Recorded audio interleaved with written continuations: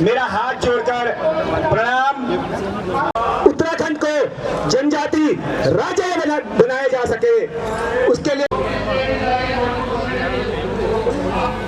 लेकिन राज्य बनने के बाद राजनीतिक दलों ने सत्ता की दौड़ शुरू कर दी और उत्तराखंड को ट्राइब स्टेटस मिलने से क्या फायदे होंगे? नंबर 1, क्राइम रुकेगा, युवाओं के लिए रोजगार के अवसर बढ़ेंगे। हमारे युवाओं को रोजगार के लिए अन्य देशों या अन्य प्रदेशों में नहीं जाना पड़ेगा। नंबर 2, जल, जंगल और जमीन का संरक्षण होगा। महिला, जिस प्रकार आप देख रहे हैं विगत कुछ वर्षों में हमारी बहन बेटियों के साथ जो अत्याचार हुए हैं, जो बलात्कार की घटनाएं हुए हैं और उन्हें आज तक उन्हें न्याय नहीं मिल सका। नंबर 4 होगी, मेरे उत्तराखंडी साथियों, उत्तराखंड निर्माण आंदोलन आवाज दो, आवाज दो। धन्यवाद। विक्रम नेगी जी वो हमारे पास हमारे साथ आ चुके हैं और आपको बता दें कि हमने चुने हुए विधायक हैं, चुने हुए सांसद हैं, उन सबको निमंत्रण दिया था, चाहे वो किसी भी पार्टी को, किसी भी दल के हों। हमारा ये था कोई भी विधायक, चुनाव विधायक है, चुनाव सांसद है, उसके पास हम जाएं। हमने उनको लेटर दिया, आपने फेसबुक में, ट्विटर में फोटोएं देखी होगी, अपनी जरूरत थी जंतर मंतर में तब आप नहीं आए, लेकिन अगली बार हो तब जरूर आएंगे, उनको भूलिएगा, क्योंकि अपने भी तो विधायक है, सांसद है। प्रणाम करनू और अपन उत्तराखंड महान विभूतियों को, महान शहीदों को यहाँ पर नमन करनू। उत्तराखंड एकता मंच के आह्वान पर यहाँ पहुंची सभी उत्तराखंड समाज को, उन प्रवासी उत्तराखंडियों की जितनी भी संस्थाएं हैं उन सबको एकजुट करना और अपने उत्तराखंड के सभी जो भी समस्याएं हैं उन सब समस्याओं को एक साथ मिलकर लड़ना, उसके लिए एक साथ मिलकर समाधान था। संविधान की 5वीं अनुसूची उन पर्वतीय क्षेत्रों में लागू की जाए और उस पर्वतीय क्षेत्रों को जनजातीय क्षेत्र घोषित किया जाए। इस मुहिम को लेकर जब उत्तराखंड एकता मंच ने गांधी पीस फाउंडेशन दिल्ली से पहली बैठक का आयोजन किया, उसके पश्चात दिल्ली की जितनी भी प्रवासी उत्तराखंडियों की संस्थाएं हैं उन सभी संस्थाओं के साथ बैठकें प्रारंभ करी और उन बैठकों को करते हुए बागेश्वर यात्रा का आरंभ किया। बागेश्वर यात्रा के दौरान रानीखेत, द्वाराहाट और कपकोट, उसके पश्चात बागेश्वर में घूमकर लोगों को जागरूक किया और 15 जनवरी 2024 को उत्तरायणी के त्योहार के दिन हुआ रानीखेत और चंडीगढ़ सम्मेलन हुआ, शिमला सम्मेलन हुआ, जालंधर, देहरादून, इसी प्रकार के सम्मेलन हुए और ऐसे सम्मेलन को करते करते आज लगभग 115 बैठकों को उत्तराखंड एकता मंच ने संपन्न किया है और उसके पश्चात आज जंतर मंतर पर आप सभी लोग जुटे हैं ताकि हमें हमारे पर्वतीय क्षेत्रों को संविधान की 5वीं अनुसूची के अंतर्गत लाया जा सके। साथियों, आप देख रहे हैं कि उत्तराखंड के धरातल पर आज कई आंदोलन चल रहे हैं और पीछे हुए लोकसभा अब तो पड़ो टाइम नहीं, अब हम सबको जागरण पड़ो और आप सब लोगों को धन्यवाद। जय भारत, जय उत्तराखंड। साहिबाबाद से लीलाधर जी आए हैं, श्री दिलीप जी आए हैं, शोभा सिंह नेगी जी आए हैं, दरबार सिंह नेगी जी आए हैं, वीर सिंह धनौला जी आए हैं। हम उनका स्वागत करते हैं और साथ में हमारे कुछ महत्वपूर्ण साथी हैं। देखिए, अभी जो हमने मंच यहाँ लगाया है उसमें आपको कुछ लोग दिख रहे होंगे। हमने मंच में कुछ लोगों का नाम अनाउंस किया और वो उत्तराखंड से भी और दिल्ली और NCR से भी हैं। तो अभी कुछ और साथी का मैं नाम अनाउंस कर रहा हूँ। बुराड़ी विधानसभा से राहुल नेगी जी हैं, जो कोऑर्डिनेटर है बुराड़ी से हैं। वो अगर आज वो मंच में अपना आसन ग्रहण करें, मंच में आसन ग्रहण करें।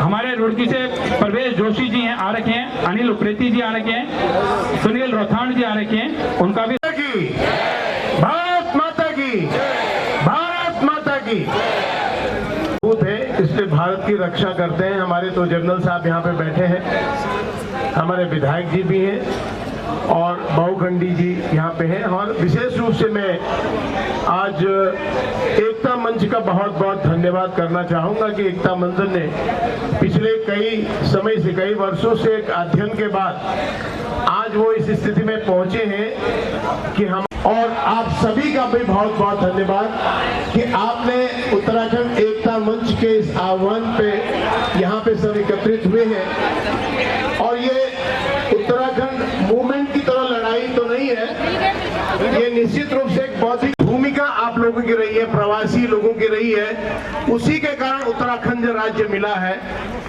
थोड़ा सा एक मिस्टेक उस टाइम पे जरूर हुई है, क्योंकि आप लोगों का किसी भी प्रकार का कोई किसी प्रकार का महत्वाकांक्षा नहीं थी। जिन लोगों ने आंदोलन लड़ा और उन्होंने आंदोलन लड़ने के बाद एक राज्य दे दिया, उसकी दशा दिशा क्या होगी उसका चिंतन छोड़ दिया। और उन्हें है कि अगर आपके घर से अगर कोई गधेरा बहता है, आपका स्रोत आपके गांव में है, तो आप उस स्रोत को इस्तेमाल नहीं कर सकते, उस पानी का पूरी तरह से इस्तेमाल नहीं कर सकते। उसका पूरी तरह से सरकारीकरण है और वो चाहे कैसे इस्तेमाल करते हैं। आपके यहाँ नदी बहती है तो उस नदी को दूसरे लोगों का अधिकार है, उसमें जो माइक्रो हेडल्स बन रहे हैं उसमें भी आपका अधिकार नहीं है। पे बात करेंगे तो पहले आपके हक होते थे, हकूक होते थे, आपको पेड़ काटने का अधिकार होता था।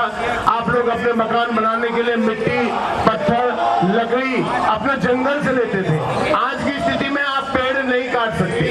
प्लांट प्रोटेक्शन आपका जो है लगा हुआ है, जो कानून है उसमें आप काट नहीं सकते। आपकी आवश्यकता के अनुसार से अगर आपको मकान बनाना है तो आपको सरिया सीमेंट का इस्तेमाल करते हैं, बाहर से ला रहे हैं। पत्थर आप निकाल नहीं सकते। अगर आप अपने खेत से पत्थर निकालते हैं तो आप पे जो है कानून लगता है, आपको उसका रॉयल्टी देनी पड़ेगी। तो ये कई सारी चीजें हैं जिसमें कि आपको इतना ज्यादा बांध दिया है। मैं गांव में रह के भी गांव का नहीं हूं, क्योंकि मैं कुछ नहीं कर सकता। तो जब मैं वहां का हूं नहीं तो मैं वहां करूंगा क्या? मैं पिछले 38 सालों से यहाँ से चला गया वहां पे करने के लिए कि बहुत कुछ करूंगा, लेकिन स्थिति ये है कहीं ऐसा ना हो जैसे आप लोग कह रहे हैं बाहरी लोगों का अतिक्रमण हो गया होगा। भाई जब बाहर गांव खाली हो जाएंगे तो बाहर के लोग जाएंगे, व्यापार की दृष्टि से जाएंगे, जमीन खरीदने के लिए जाएंगे, सब बिक गया।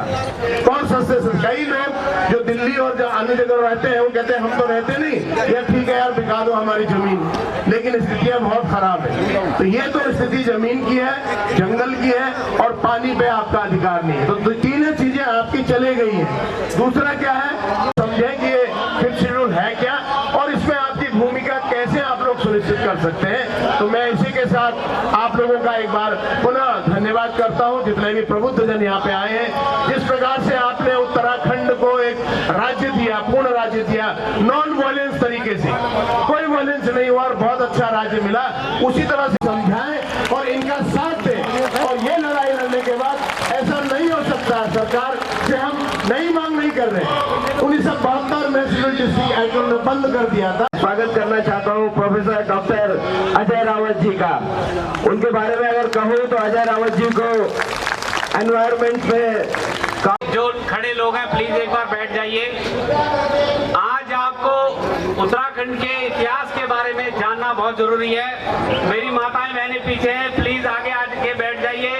ये आप लोग हैं, एक बार बैठ जाइए प्लीज। विचारधारा को जनरेट करें तो सभी लोग एक बार अजय सर के लिए तालियां बजा दीजिए, उनका स्वागत।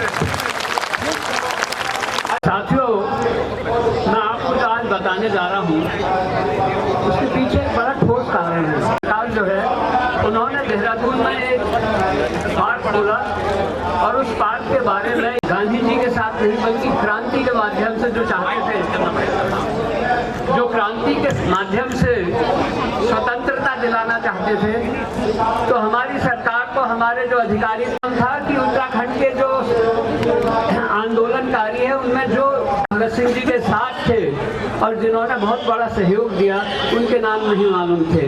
तो वो 3 नाम मैं आपको बताने जा रहा हूँ जो बहुत महत्वपूर्ण थे। एक थे बच्चूलाल, जिन्होंने क्रांति के दौरान जिन्होंने आज़ादी का जब स्वतंत्रता संग्राम चल रहा था उस समय उन्होंने बैंक, ऊटी का जो बैंक था उस बैंक में उन्होंने डकैती डाली और उसका एक द्वारा जो पैसा उनको अर्जित हुआ उस पैसे से उन्होंने क्रांतिकारियों को सहयोग दिया और क्रांतिकारी लोगों ने फिर आगे की अपनी योजना जो है वो बनाई। दूसरे व्यक्ति जो थे जो और महत्वपूर्ण थे वो थे इंद्र सिंह। इंद्र सिंह जी जो थे उन्होंने मद्रास कॉन्स्पिरेसी केस, अगर आप इतिहास पढ़ेंगे तो आपको पता चलेगा कि मद्रास कॉन्स्पिरेसी केस कितना महत्व तीसरे थे भवानी सिंह। भवानी सिंह जो थे वो कोटद्वार के निवासी थे। कोटद्वार के पास दोगड्डा जो जगह है वहाँ के निवासी थे। इन्होंने गडोरिया डिपो जो दिल्ली में है वहाँ इन्होंने डाका डाला और आर्थिक सहायता प्रदान की चंद्रशेखर आज़ाद इन लोगों को क्रांति के लिए। इसके साथ ही साथ उस समय जब ये डाका पड़ा उसके बाद अंग्रेजी सरकार जो थी वो बहुत ज़्यादा सचेत हो गई और अंग्रेज सरकार ने जो क्रांतिकारी लोग हैं उनके ऊपर बहुत ज़्यादा सख्ती की। तो इन लोगों को कोई स्थान नहीं मिल रहा था कि ये जहाँ पर प्रैक्टिस करते गोली चलाने की, राइफल ट्रेनिंग, पिस्टल ट्रेनिंग की। तो भवानी सिंह जी ने फिर सबसे बड़ा योगदान दिया। चंद्रशेखर आज़ाद और उनके जो क्रांतिकारी साथी थे उन लोगों को क्रांतिकारी भाइयों का सहयोग, लेकिन हम लोग जो हैं इसके बारे में नहीं जानते हैं। इसीलिए मैंने सोचा कि मैं हर मंच में हमारे उत्तराखंड के जो लोग हैं जिन्होंने उपलब्धियां बहुत महत्वपूर्ण हैं उनके बारे में आपको कुछ न कुछ सूचना देते रहूं। इसके अलावा जो बहुत बड़ा योगदान रहा है एक व्यक्ति का सुभाष चंद्र बोस जी के साथ संबंध बढ़ाने का, वो थे कुलानंद गैरोला। कुलानंद गैरोला जो थे ये 1930-31 में वियना विश्वविद्यालय, ऑस्ट्रिया की राजधानी है वियना विश्वविद्यालय में वो मेडिकल के छात्र थे और वो और उनके साथी डॉक्टर कटियार ये लोग भारत की संस्कृति का प्रसार वहां पर कर रहे थे। उन्हीं दिनों सुभाष चंद्र बोस जी अपना गॉल ब्लैडर का ऑपरेशन कराने के लिए वियना आए तो इन लोगों ने उनको बहुत सहयोग दिया, इनकी सेवा की। जितने दिन सुभाष चंद्र बोस जी अस्पताल में रहे ये लोग डेली आके ड्यूटी देते थे और उनको सहयोग देते थे। इसके साथ ही साथ करीब 7-8 दिन सुभाष चंद्र बोस इतने प्रभावित हुए कुलानंद गैरोला और डॉक्टर कटियार से कि उनके हॉस्टल में, उस हॉस्टल में भी उन्होंने कम से कम 7-8 दिन जो है वो इन लोगों के साथ व्यतीत किए। लेकिन इससे भी अधिक योगदान जो कुलानंद गैरोला जी का था वो था द्विभाषिया का, ट्रांसलेटर का। बोस से जितने भी वीवीआईपी या बड़े राजनीतिज्ञ विश्व के मिलने आते थे तो उनका ट्रांसलेशन का काम जो था वो कुलानंद गैरोला जी करते थे। कुलानंद गैरोला और इनके साथ डॉक्टर कटियार, इन्होंने सुभाष चंद्र बोस जी के साथ मिलकर स्वाधीनता दिवस भी मनाया वियना में, जो बहुत बड़ी उपलब्धि थी। जब भारत गुलाम था उस समय उन लोगों ने स्वाधीनता दिवस मनाया और इसके साथ ही साथ घाटी जो है वहाँ के साथ व्यापार कर सके। तो ये था इन लोगों का योगदान। अभी आपने पढ़ा होगा 4-5 साल से ये बात स्पष्ट हुई है कि आज़ाद हिंद फौज अगर नहीं होती तो भारत को स्वतंत्रता नहीं मिलती। और ये बात किसने कही? इंग्लैंड के जो प्राइम मिनिस्टर थे 1945 में, जिस समय विश्व युद्ध समाप्ति पर था, क्लेमेंट एटली। उन गवर्नर साहब ने एटली से पूछा कि साहब द्वितीय विश्व युद्ध में आप पूर्ण रूप से सफल हो गए थे, 1942 का भारत छोड़ो आंदोलन असफल हो गया था, तो उसके बाद तो आप क्यों भारत को छोड़ के गए? तो उन्होंने कहा सिर्फ आजाद हिंद फौज। उनका एक ही उत्तर था, आजाद हिंद फौज। और आपको मालूम है कि आजाद हिंद फौज में सबसे बड़ा योगदान के निवासियों का, हमारे उत्तराखंड के निवासियों का। 2 वेल ट्रेन्ड बटालियंस जो थी, जो 2 वेल ट्रेन्ड कंपनीज थी, 2x18 and 5x18 Garhwal rifles, उन्होंने आजाद हिंद फौज ज्वाइन की थी। करीब लगभग आजाद हिंद फौज में भर्ती हुए थे।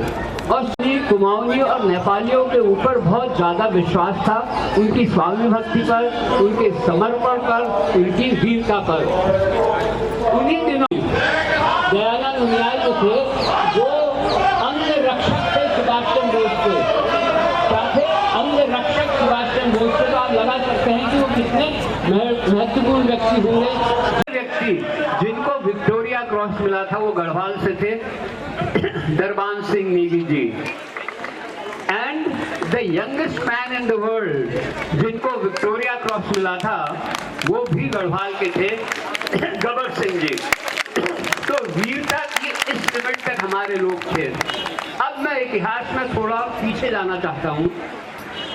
जब मुगल साम्राज्य लगभग संपूर्ण उत्तर भारत पर आसीन हो गया था, तो गढ़वाल ही केवल एक ऐसा राज्य था।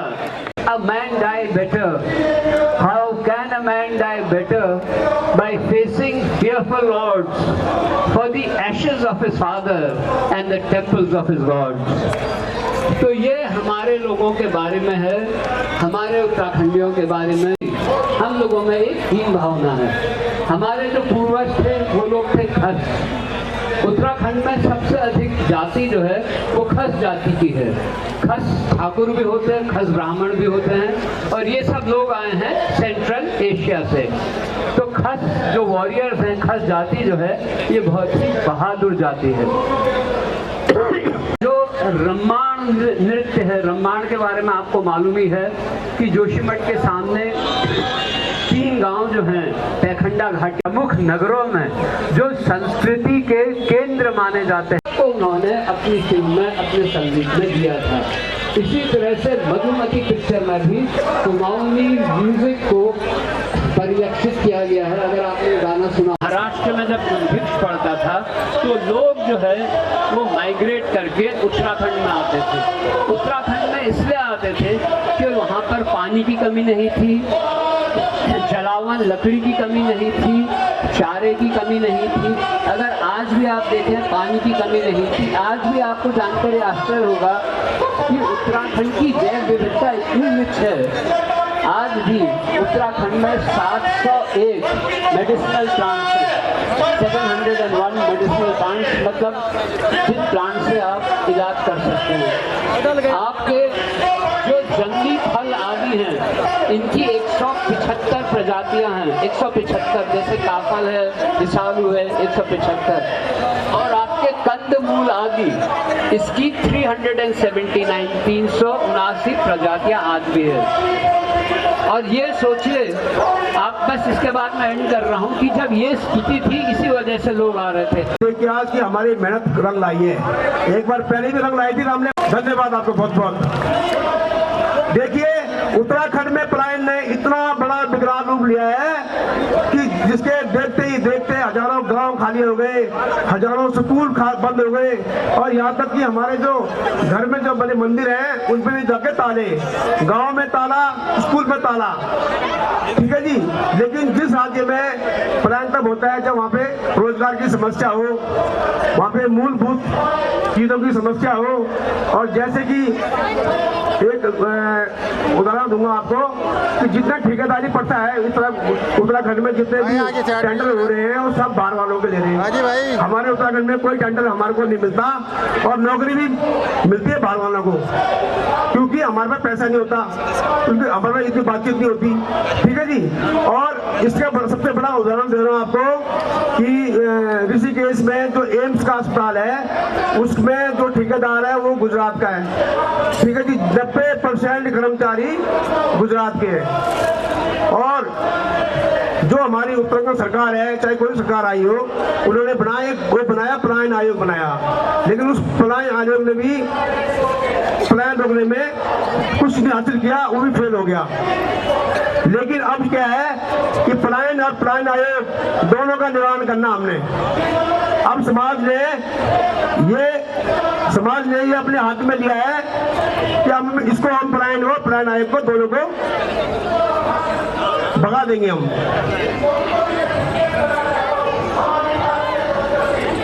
अब उत्तराखंड से अच्छा, उसके बाद हमारे जो चाबी है, जो मंदिर में लगे ताले, घरों में लगे ताले और स्कूल में ताला लगे, जो उनकी एक चाबी हमारे पास मिल गई है। वो चाबी है 5वीं सूची, मतलब 5th शेड्यूल।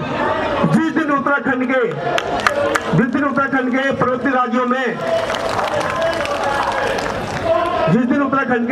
राज्यों में टैब का दर्जा मिलेगा, उस दिन पता हमें क्या मिलेगा?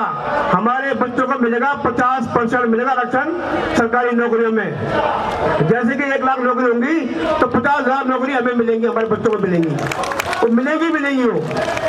नंबर 2, जो 7.5% का आरक्षण होगा सेंट्रल में, वो हमें मिलेगा ही मिलेगा। और 2.5 से 3 लाख परिवारों को बोलूँगा बुराड़ी से हमारे कितने भाई आए, कितनी बहनें हमारे आई हुई, कम से कम 2-3-4 लोग वहाँ पे आए हुए हैं, तो किसका नाम ले नहीं पाऊंगा मैं।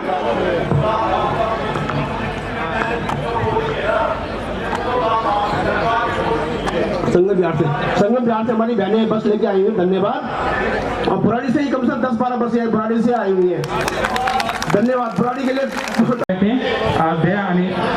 दया जी आ रहे थे, अनिल जी आ रहे थे नई दिल्ली से, और पटेल नगर से पर्वतीय कला मंच भागीरथ और पूरण सिंह रावत जी आ रखे हैं। और कोई भी संस्था अगर रह गई हो तो कृपया करके यहाँ पे हमारा नाम है, आप लिखवा सकते हैं। और एक ही और है कि समाज को चलाने के लिए दान की जरूरत होती है, तो कोई भी व्यक्ति, कोई भी समाज सेवी अगर डोनेशन देना चाहते हैं तो यहाँ एक दिन, कई बार हम महीने में, साल में एक दिन हम उत्तराखंड समाज के लिए, हमें जैसे आज बुलाया गया तो आप सब लोग ने अपना महत्वपूर्ण समय दिया। लेकिन कई सारे लोग ऐसे होंगे जो शायद एक दिन भी साल में नहीं दे पाए, लेकिन वो लोग जो अपनी नौकरी इसलिए छोड़ के आए कि एक समाज के लिए क्रांति लानी है, तो ऐसे अगर लोग हमारे पास है तो हमें पूरा भरोसा है कि उत्तराखंड एक सही दिशा में जाएगा। और जो 5th शेड्यूल ट्राइब स्टेटस है, जो उत्तराखंड का मुद्दा है, जल जंगल जमीन पर अधिकार का मुद्दा, ये हमारे हाथ मंच पर आए। और जोरदार तालियों का स्वागत अनुप जी। सभी को धन्यवाद। जय बद्री केदार, जय बद्री केदार, जय बद्री केदार। बहुत बहुत धन्यवाद। ये घर वापसी की ये मुहिमा में मनमोहन घुसे उत्तराखंड रामलीला एवं सांस्कृतिक मंच कुतुब बिहार बटे मी भी छोटी सी आवती देने का वास्ता और मेरा दगड़मा हमारा चाचा जी विक्रम सिंह रावत जी, धर्म सिंह रावत जी, बलबीर सिंह रावत जी, जितेंद्र भाई, विजेंद्र सिंह जी, किशन भाई, धीरू भाई, बचन भाई, और दगड़मा पालम क्षेत्र बटे बड़े भाई गिरीश बलूनी जी, शैलेंद्र असवाल जी, देव सिंह असवाल जी, अमर सिंह भंडारी जी, दलीप चाचा जी, और तमाम लोगों में बहुत बहुत धन्यवाद कर दूं कि जो आप लोगों लिए कीमती समय निकाली थी, मुहिम थी, आप समय दिया। और मैं आप की सिर्फ एक ही चीज जो मैं आज दिमाग हम हुई पहुंचाना चाहूँ कि हम लोग देवभूमि का लोग छा, हम लोग छा वो पुंगड़ी पटोली बड़ा वाली, वो पुंगड़ी पटोली में जो कोदू झुमरू खेगा कि हम लोग बड़ा हुआ, आज हम लोग की शुद्ध बुद्धि भूल गया। तो ये हमारे कर्तव्य चाहे कि जय वे पुंगड़ी माँ कोदू झुमरू खेगा हम बड़ा हुआ छा, वही माटी की रक्षा, वही माटी को कर्ज हम सब तक याद रखना चाहो था। ठीक है, हम परवास आया था, खाड़ कमाण वास्ता आया था, लेकिन हम कल आया था, ये भी सूचना विषय था। अगर ये सब चीज जो हमारे पितरुला, हमारे पूर्वजुला सजायो छायो, बसायो छायो, रसायो छायो, अगर ये चीज हम भी वक्त ये चीज बरकरार रखता, जो डालू एक बोलते ना कि एक डालू जो हमारे पूर्वजों को लगायो छायो और उनको खूब हैरू भैरू डाल बनायो छायो, लेकिन भाई बंदो वो एक डाल था कि वो जर्जरा कैरी का कि सुगन बैठ गया और एक दिन कट इन न हो जाओ कि वो एक जलोड़ भी सूख जाओ और वो डाल ही फूट जाओ। पर अब भगत आ गया कि वो डाल था कि पानी दिन हमसे बोला कि हम सब करते बचा ताकि हम अपनी पूर्वजों को, अपने पुरखों को कर्ज उतार सके। बहुत बहुत धन्यवाद। जय भारत, जय उत्तराखंड, जय बद्री विशाल। लगातार सुनते जा रहे हैं फिफ्थ शेड्यूल, 5वीं अनुसूची, शेड्यूल ट्राइब। अब मैं भाई हमारे राष्ट्रीय संयोजक जो हैं अनूप सिंह जी को मैं आमंत्रित कर रहा हूँ इस बात को लेकर के, और आपका आशीर्वाद और आपके साथ आपकी ऊर्जा उन तक पहुंचे और वो आपको इस बात की, लोग कितने सीधे साधे होते हैं, बल फलाना ही चो ये का नाम मिला, वे का मिला मिला, ये संस्था चो वो संस्था चो, मतलब हम इतने सीधे साधे हैं। से आए हैं, चंडीगढ़ से आए हैं, शिमला से हमारे आदरणीय सुनील जोशी जी आए हैं, राम प्रसाद सर आए। ये क्यों आए? 115 मीटिंगें पूरे भारतवर्ष में कर ली है, वो क्यों करी है?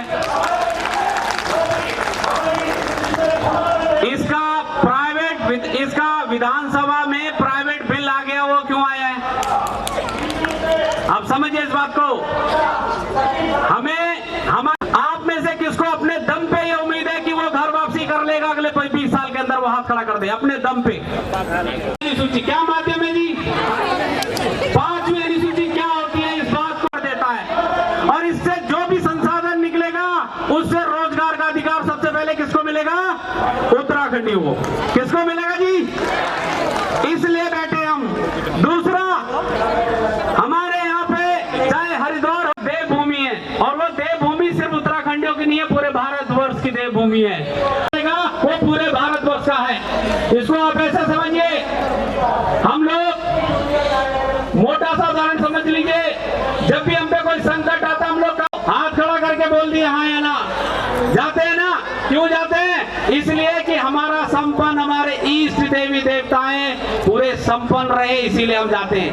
लेकिन ऐसी क्या व्यवस्था हो गई कि यही दिल्ली में दिलवर सिंह नेगी के हाथ पांव काट दिए जाते हैं, यहीं पे हमारी किरण नेगी भंडारी जी, किरण नेगी के का बलात्कार किया जाता है, वहीं उत्तराखंड में। तो इन सारी समस्याओं का एक ही समाधान है जी, क्या है?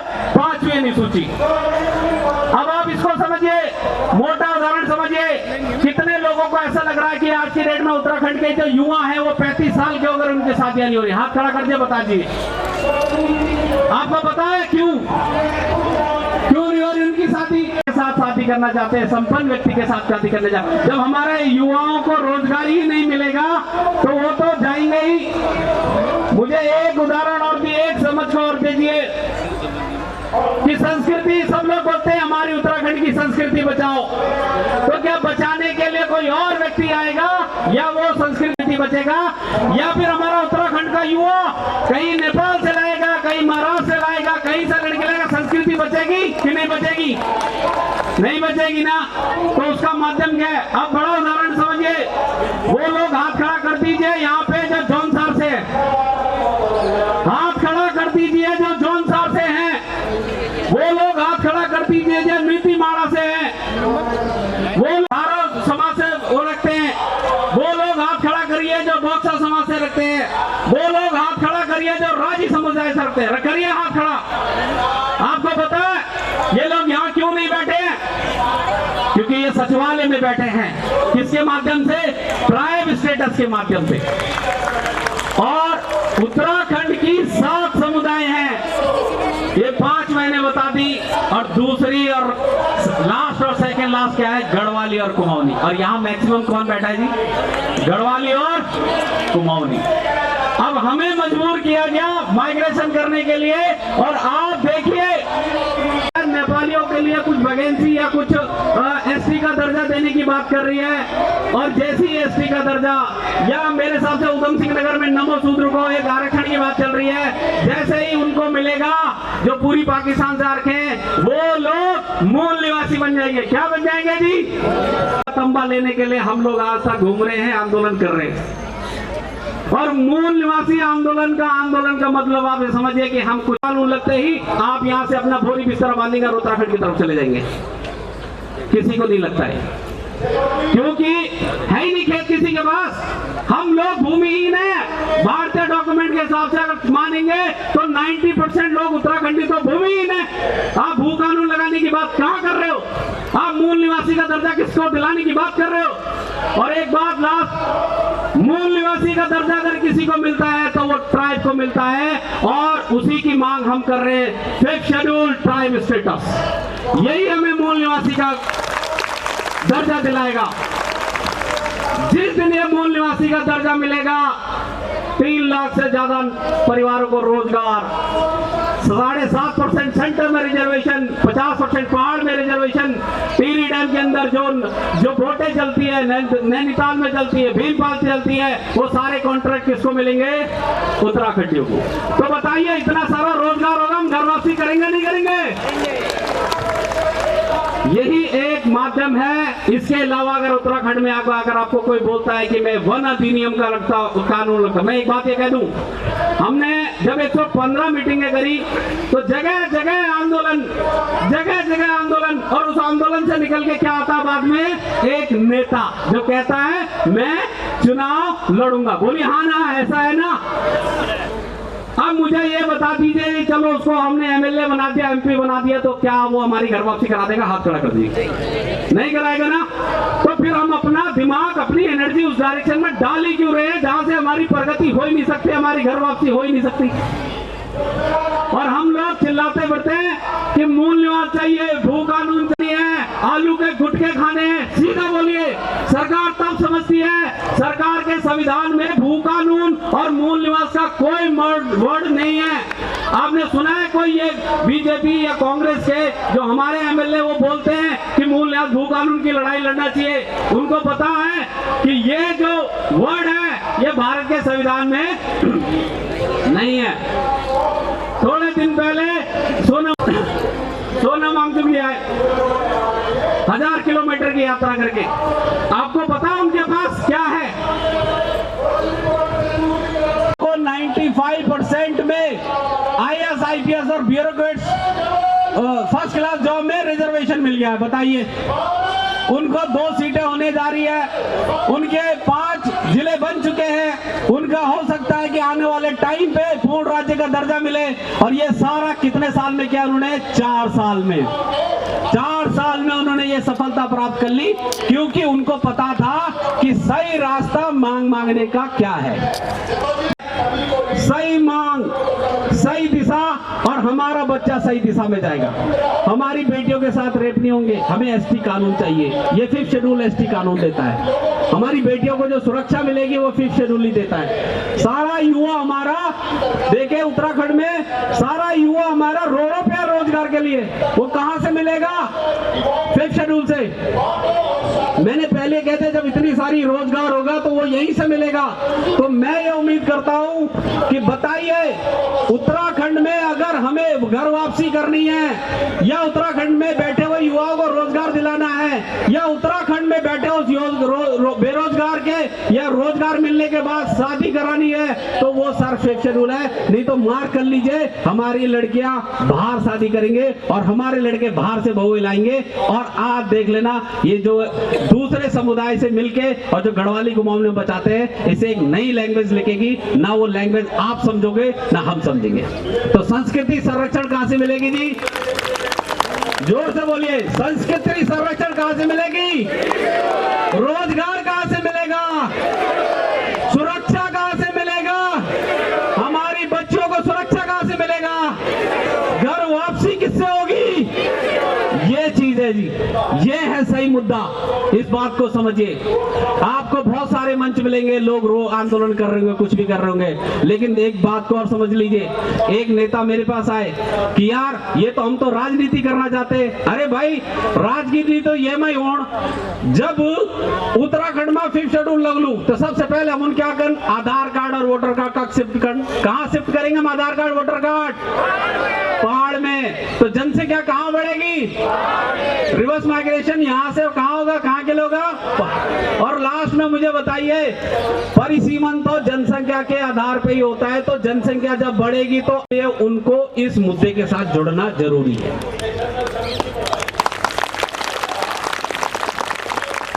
पहले हमें रोजगार नहीं मिला, फिर हमें सुरक्षा नहीं मिली, फिर पहाड़ गया। आज नेता हम लोग हमारे खतरे में हैं कि हमारी सीट पहाड़ से कट रही है नहीं खतरे में? चर्चा यही है ना। 1-2 राजनीतिक पार्टी मैंने देखा वो परिसीमन का मुद्दा कर रहे हैं, लेकिन मुझे बताइए परिसीमन के मुद्दे से हमारी घर वापसी होगी नहीं होगी? तो मैं अपनी बात को यहीं पर खत्म करता हूं। आप लोगों से निवेदन करता हूं, आगे भी हमारे 2-3 मुख्य प्रवक्ता हैं, उनको सुनिए और ये 5th शेड्यूल की लड़ाई को आगे बढ़ाइए। इसके बाद अगला क्या है? अगला है हल्द्वानी में एक बहुत बड़ी जनसभा होने जा रही है। हल्द्वानी में एक बहुत बड़ी जनसभा होगी। आज तो सिर्फ हमने थोड़ी सी मेहनत करी थी आज के लिए, हमने ज्यादा मीटिंगें नहीं करी थी, ज्यादा बैनर भी नहीं चिपकाए थे। बहुत थोड़े में, थोड़ी सी संख्या में आप लोगों की, इतने लोगों की चेतना जागी तो जंतर मंतर पहुंचे।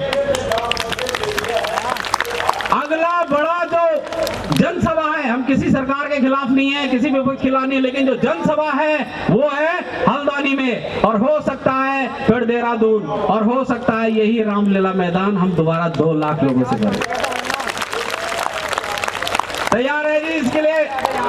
जिसको राजनीति बतानी है अपनी वो यही आए, जिसको रोजगार चाहिए वो भी यही आए। इसके अलावा कोई रास्ता नहीं है। हमने सारे लोगों से, चाहे सुप्रीम कोर्ट के रिटायर्ड जज हो, सबसे कंसल्ट कर लिया है। उत्तराखंड के अलावा 5th शेड्यूल के अलावा और कोई रास्ता नहीं है, कोई रास्ता नहीं बचता है। आप ये समझ लीजिए कि जौनसार की लड़की जौनसारी से शादी करती है, जौनसार का लड़का कहीं भी शादी कर लेता है, साल की लड़की इसलिए बाहर शादी नहीं करती है क्योंकि उसको पता है उसके पास जो ट्राइब का अधिकार है वो उनके बच्चों के लिए क्या हो जाएगा जी, खत्म, क्या हो जाएगा, इसीलिए वो नहीं करती है। अगर हमें ट्राइब का दर्जा मिल जाता है तो हमारी बेटियां क्या बोलेंगी, हमारी बेटियां भी यही बोलेंगे कि अगर यू ट्राइब और दर्जा मैं मच अगर मैं क्या नॉन ट्राइबल तक शादी करी तो मेरी यू जो ट्राइबल अधिकार जो छीन जालू, मतलब यार तो यही से ही आपका संस्कृति का संरक्षण हो जाता है, हो जाता नहीं हो जाता है। तो बोलिए जी, इस लड़ाई का आज से हमने स्टार्ट कर दिया है। बोलिए बद्री विशाल, केदारनाथ की, उत्तराखंड की, भारत माता की जय। धन्यवाद। कोठारी जी, धर्मेंद्र नेगी जी, उमेद नेगी जी, पदम जी, पप्पू जी, जगदीश नेगी जी, और यही उत्तराखंड के लागू होना चाहिए। तो इतने प्रशासनिक अहदे में बैठ के सर ने अगर ये बात कही, आज के कार्यक्रम में जितने भाई बहन उत्तराखंड के यहाँ मौजूद हैं सबको मेरा अभिनंदन। अनूप जी, मेरा कंडोलेंस की।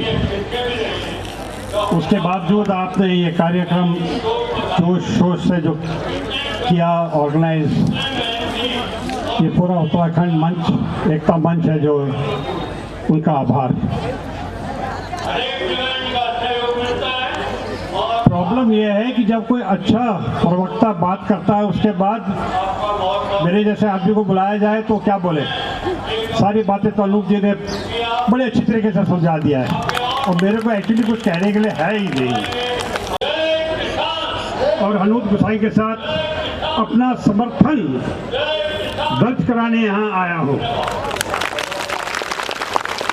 और आपसे यही आग्रह करूंगा कि जिन जिनको आप मिलते हैं हमारे उत्तराखंड के गढ़वाली कुमाऊनी भाई बहनों, उनको इसके बारे, मैंने जब पहली दफा इनको सुना, एकता मंच देहरादून आए थे, मैं गया था, मुझे लगा कि ये असली चीज तो ये है, ये बातें कहाँ छुपी हुई थी। ज्ञान हुआ, फिर इनसे इंटरेक्शन हुई तो मुझे जानकारी हुई कि भाई ये फिफ्थ शेड्यूल बहुत गजब की चीज है। और रिवर्स माइग्रेशन का एक बात मुझे याद आया, शायद पहले किसी ने कवर किया होगा, छोटे गांव खाली हो जाएंगे तो कब वो अंदर घुस जाएंगे को पता नहीं चलेगा हमें। आप लोग यहाँ आए, अपना समय निकाल के, आप सबका धन्यवाद। आपकी बात में ये रखूंगा, और भी प्रवक्ता हैं जिनकी बहुत बहुत नॉलेज है, बहुत ज़्यादा जानकारी है, आप उनको सुनेंगे, सुनना चाहेंगे। इसी के साथ जय हिंद, जय उत्तराखंड।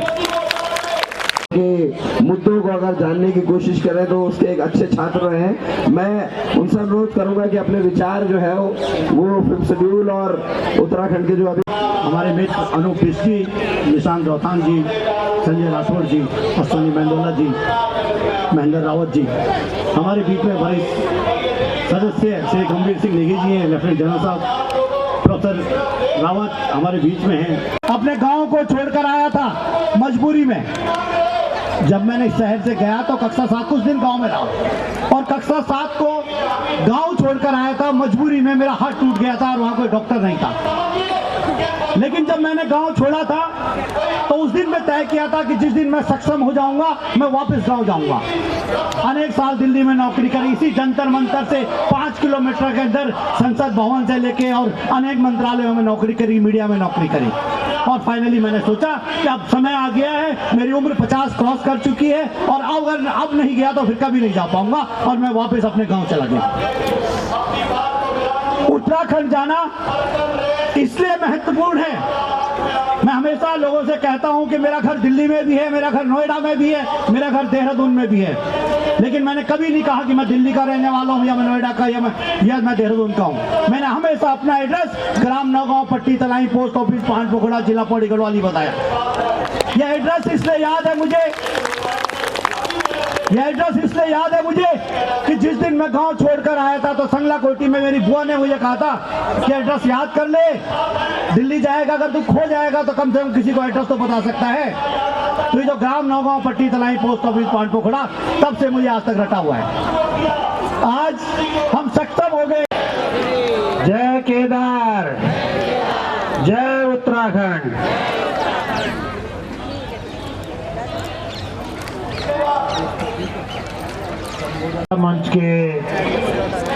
संयोजक अनूप बिष्ट जी, निशांत रोथान जी, संजय राठौड़ जी, अश्विनी मंदोला जी, महेंद्र रावत जी और हमारे बीच में लेफ्टिनेंट जनरल रिटायर्ड सम्मानित गंभीर सिंह नेगी जी, प्रोफेसर गढ़वाल विश्वविद्यालय से रिटायर्ड प्रोफेसर आदरणीय अजय रावत जी, हरपाल सिंह नेगी जी और उत्तराखंड के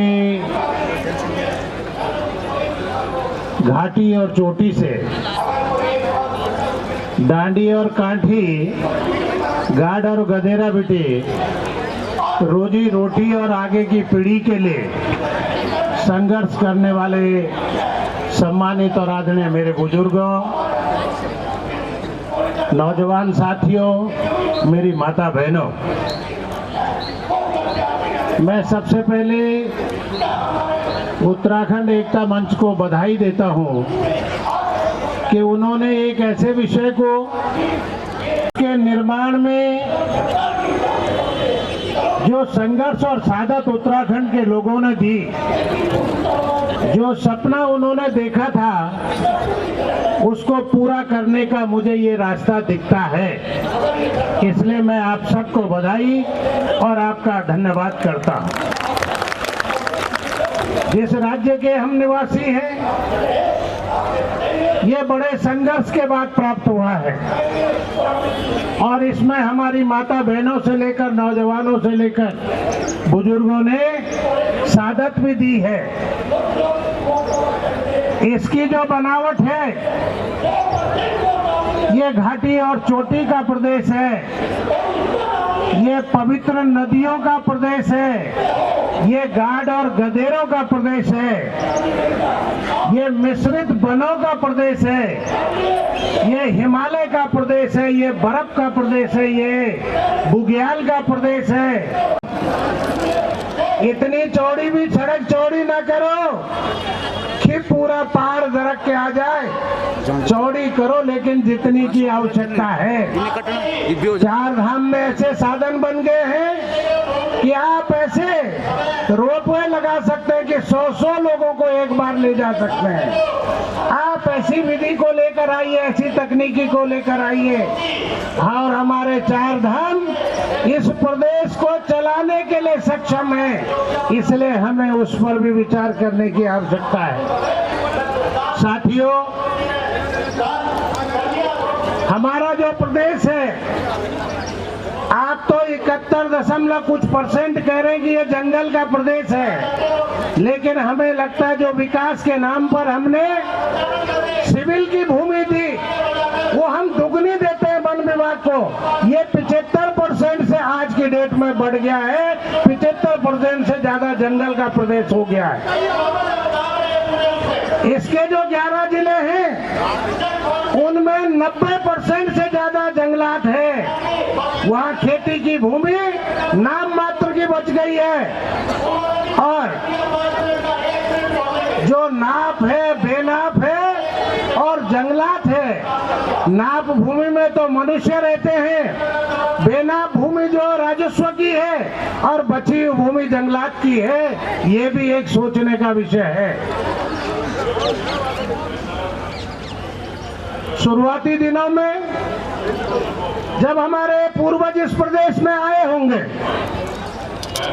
तो तब क्या रहा होगा? जंगल, नदियां, घाटी, चोटी, कहाँ रहते होंगे? निश्चित तौर पे जंगलों में उनका बसेरा था। उनका जो जरिया था आमदनी का पशुपालन था। उडारों में, गुफाओं में, आज भी मेरे यहाँ एक पटुड़ी गांव है, एक परिवार आज भी गुफा में रहता है। यह भाजपा के रहने वाले हैं थलवाल जी, धारकोट से इधर पटुड़ी के बीच में एक परिवार, लेकिन उन्होंने गुफा को क्या कर दिया, बाहर से उसमें दीवार लगा दी, अभी भी उसमें रहते हैं। तो पहले इन संघर्षों के बीच में हमारे पूर्वजों ने पहाड़ में अपना डेरा बनाया, निवास बनाया और धीरे धीरे सीढ़ी नुमा खेतों को बनाकर अपनी आजीविका साधन बनाने का काम किया। तो ऋषिकेश से या हल्द्वानी से नमक लेने के लिए पैदल ले जाते थे, कंधों पे, पीठ पे, और कई दिन पैदल चल चल कर अपने गंतव्य तक पहुंचते थे। राज्य को बने 24 साल हो गए और बहुत सारी समस्याएं मुंह बाएं खड़ी हैं जो बार बार पुकार रही है। जो उत्तराखंड आंदोलन के मूल में जो धारणा थी, जो आवाज थी, जो सपने थे उत्तराखंडियों के, वो बार बार कहती है कि आज तक इसका समाधान क्यों नहीं हो रहा है।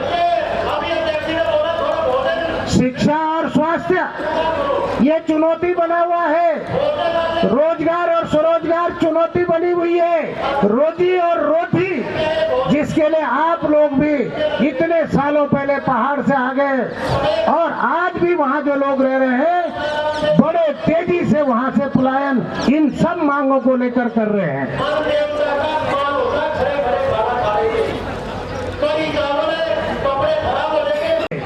प्रेम मोखंडी जी कि अगर इतने बड़े विशाल भारत में कहीं खो गए तो फिर पहचानना कठिन होगा। इसलिए अपनी विशिष्ट संस्कृति और विशिष्ट धार्मिक पहचान को बचाने के लिए हमको समय समय पर इस बेरोजगारी के लिए आज भी सड़कों पर घूम रहे हैं। हमारा निवेदन है कि सरकारों को इस पर ध्यान देने की आवश्यकता है कि जिससे उनको रोजगार और स्वरोजगार के अवसर प्राप्त हो सके। हमारी विशिष्ट धार्मिक पहचान भी है। हमारे जो धार्मिक और सांस्कृतिक स्थल हैं, अब आपने मेरे गांव में राक्ष देवता है। राक्ष देवता हर जगह भी है कहीं?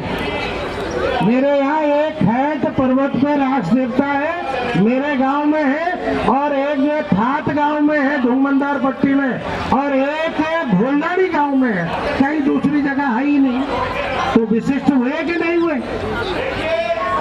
गोलू देवता, पांखू महाराज, बाबा भौखनाथ, हरि महाराज उत्तरकाशी में, कचड़ू देवता उत्तरकाशी में, मदने की देवता ये तो मेरे ही है, मदने की उधारकोट के नीचे है, लाल सिंह, जिया रानी माता, मसान देवता, इस तरह के हमारे देवी देवता भी भिन्न हैं और इस पहचान को बनाए रखने के लिए हमें लगातार संघर्ष की आवश्यकता है। पांडव नृत्य आदि कई अन्य जगहों पर नहीं हो पाते, लेकिन हमारे क्षेत्रों का ये प्रसिद्ध ऐसा पांडव नृत्य है जो गांव-गांव में आज भी हो रहा है। विशिष्ट भौगोलिक परिस्थिति के कारण सामाजिक आर्थिक विशिष्ट विशेषताएं हैं, पूजा पद्धति भिन्न है। यहाँ देवता को रोट पूछ कर मना लिया जाता है, सिरफल काट कर मना लिया जाता है। ये पद्धति है कि नहीं है? इसलिए खेती करने के तौर तरीके भिन्न है जो प्रकृति आधारित है। भगवान दिवाली 12 दिन बाद जो होती है, बूढ़ी दिवाली 1 महीने बाद, तो पहाड़ दूर रहा होगा, लोगों को सूचना का तंत्र नहीं था, कैसे पहुंचे कि दिवाली 12 दिन बाद और 1 महीने बाद मनाई जा रही है। ये सब भी समस्याएं हमारे प्रदेश की रही है। संविधान के अनुसूची 5 में शामिल करने के लिए मैंने विधानसभा में प्राइवेट मेंबर बिल के माध्यम से बिल पेश किया है, तो विधानसभा हो गई है। अभी विधानसभा अध्यक्ष जी ने गैरसैंण में कहा कि इस पर चर्चा जारी रहेगी, लेकिन अभी चर्चा नहीं हुई है। मेरा निवेदन आप सभी बुद्धिजीवियों से है, मैंने तो प्रोफेसर रावत जी को सुना क्योंकि इतिहास के प्रोफेसर हैं, निश्चित तौर पे उनका ज्ञान हमसे कई गुना ज्यादा है। और जो भी हमारे साथी इन कामों में लगे हुए हैं, जो 5th शेड्यूल के रूपरेखा तैयार कर रहे हैं, मेरा निवेदन रहेगा कि अगर उनसे कुछ सामग्री हमको मिल जाए तो जिस दिन भी विधानसभा में इस पर चर्चा होगी, निश्चित तौर पर हम इस पर चर्चा करेंगे। और मेरा उत्तराखंड की सरकार से निवेदन रहेगा कि आप इस पर चर्चा करने के बाद विधानसभा से पास कराकर